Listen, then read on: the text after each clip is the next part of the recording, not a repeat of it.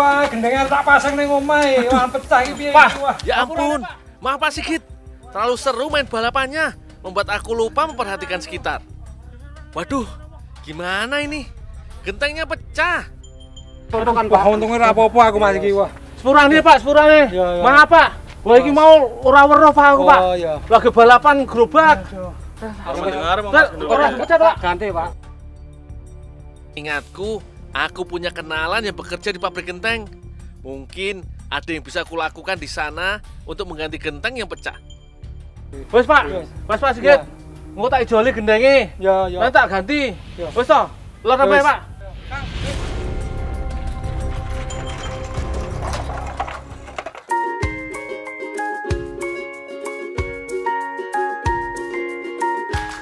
Ada yang pernah dengar genteng Soka? Ini genteng terkenal dari Kebumen, Jawa Tengah. Di tengah bermunculannya genteng modern dari berbagai macam bahan, pengrajin genteng Soka masih tetap produksi. Aku pernah diberitahu di tahun 1920-an, pemerintah Belanda melakukan penelitian kualitas tanah dari berbagai daerah. Nah, katanya tanah di daerah Soka ini punya kualitas terbaik untuk dijadikan atap bangunan.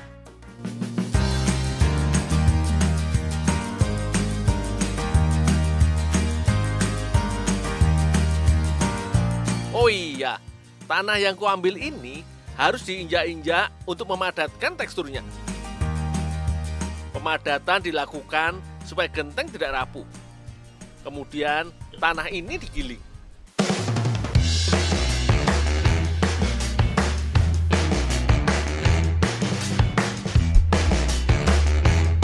Tidak ada tombol untuk menyalakan mesin. Cara satu-satunya ya seperti ini.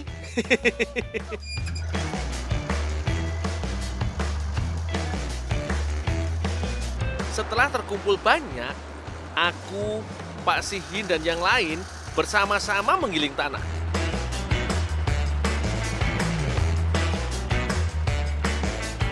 Tanah yang digiling harus dicampur pasir laut. Kata Pak Jumadi, penambahan pasir sebagai pengikat supaya tanah tidak mudah pecah.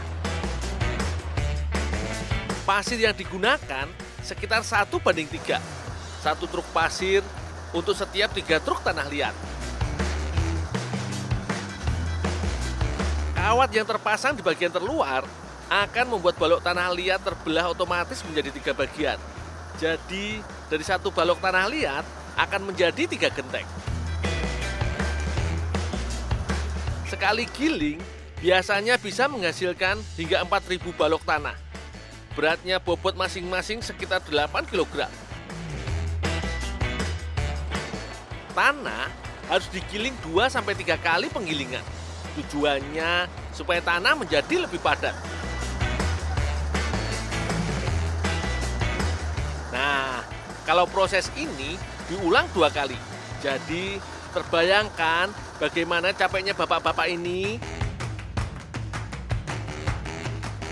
Selanjutnya, balok tanah diangin-anginkan selama 2 hari untuk mengurangi kadar airnya.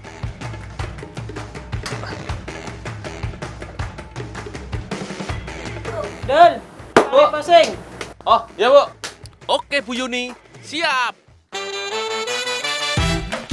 Aku salut dengan Bu Yuni dan kawan-kawannya. Tenaganya super sekali.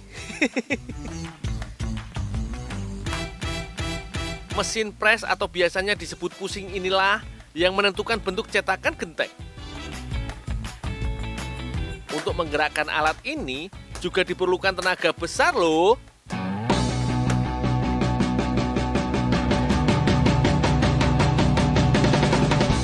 Tanah dilumuri dengan campuran solar dan residu minyak sawit. Kemudian digeblek atau dipukul-pukul seperti ini. Tujuannya supaya tanah tidak lengket saat dipres. Kata Bu Fatim, aku harus selalu siap dengan pusing yang aku pegang. Harus tepat kapan aku harus menurunkan pengepresnya dan kapan harus menaikkannya lagi.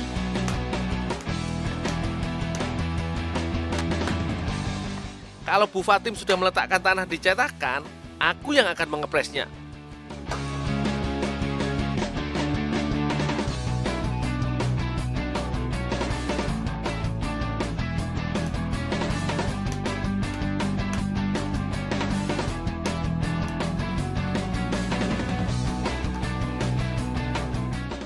Selanjutnya, genteng hasil cetakan dibersihkan bagian tepinya. Kalau sudah, diangin-anginkan lagi selama 2 hari.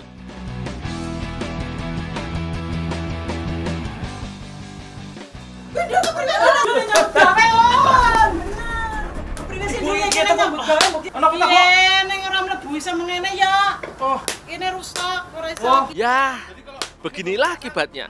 Aku hampir saja merusak alat ini gara-gara aku lengah. Maaf ya, Bu.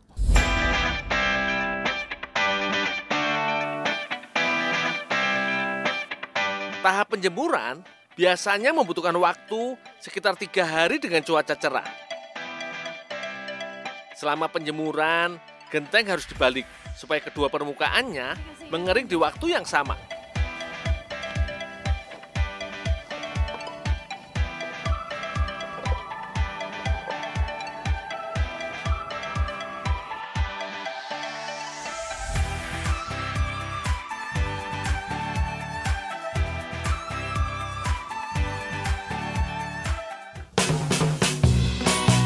Pembakaran genteng tidak setiap hari dilakukan.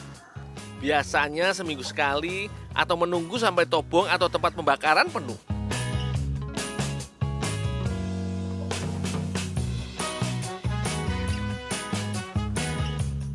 Kamu ngelulun dulu kalau ini saya menghidupin api buat bakar gentengnya. Oh, ya Pak, ya Pak.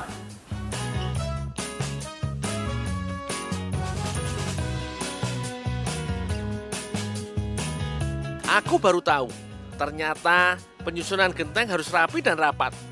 Selain itu, bagian tepi tumpukan genteng juga harus ditutup dengan tanah liat basah. Tujuannya supaya tidak banyak udara panas yang keluar saat pembakaran.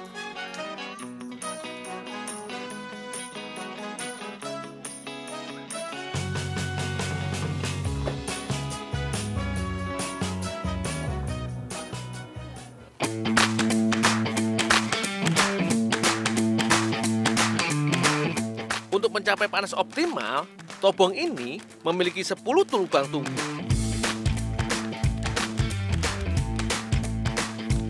Semuanya akan menyala pada saat pembakaran.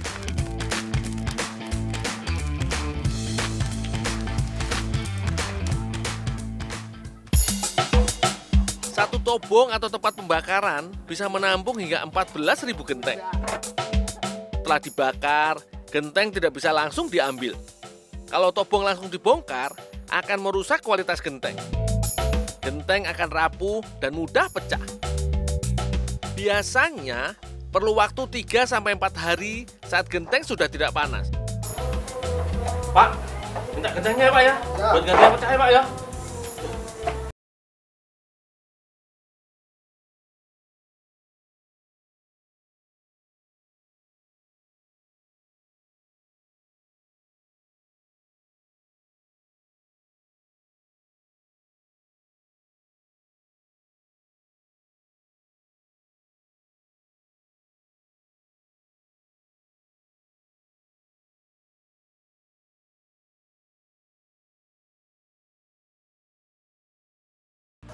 Pak, gentengnya saya bawa ya Pak ya.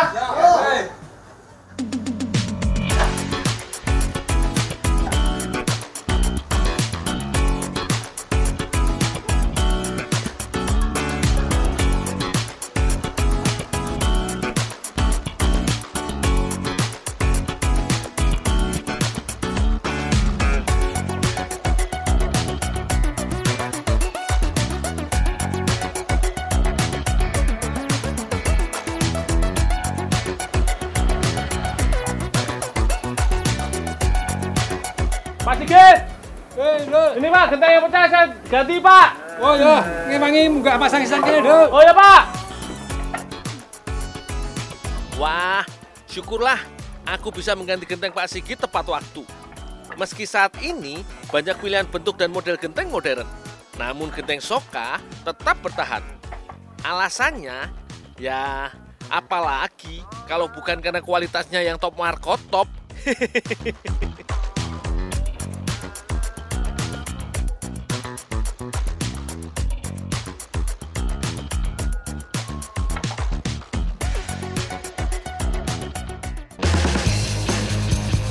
Mbak cantik banget nih Mbak. Boleh nggak Mbak aku kenalan Mbak? Boleh.